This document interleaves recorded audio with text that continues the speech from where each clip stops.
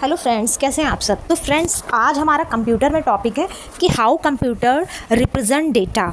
जो हम कंप्यूटर में फीड करते हैं या इनपुट करते हैं, उसको कंप्यूटर कैसे समझ रहा है।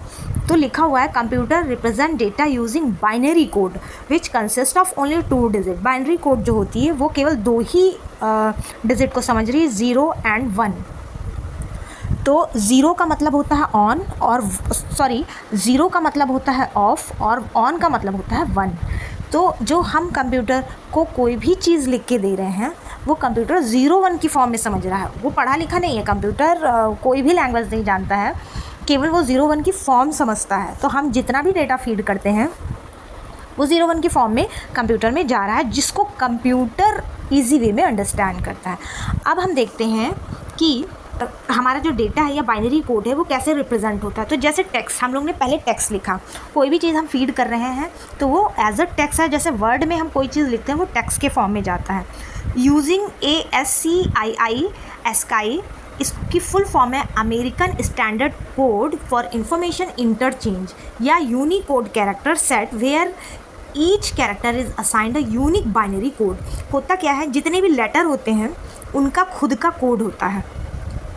तो कंप्यूटर में सपोज़ हमने ए फीड किया, ए फॉर एप्पल फीड किया, तो कंप्यूटर के अंदर जो है वो उसका नंबर जाएगा, ना कि ए जाएगा।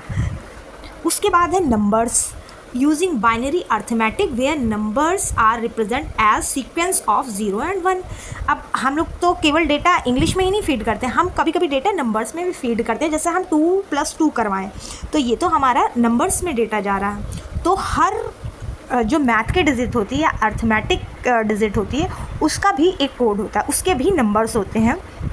इमेज, अब हम इमेज फीड कर रहे हैं तो क्या इमेज भी कंप्यूटर के पास जाती होगी? नहीं, इमेज जो हमारी होती है वो पिक्सल्स में होती है, छोटे छोटे स्क्वायर शेप में पिक्सल्स होती हैं, उसमें होती है। और पिक्सल्स की अपनी एक वैल्यू होती है, जितनी अच्छे पिक्सल्स होंगे हमारी जो इमेज होगी उसमें उतनी ही क्लैरिटी होगी।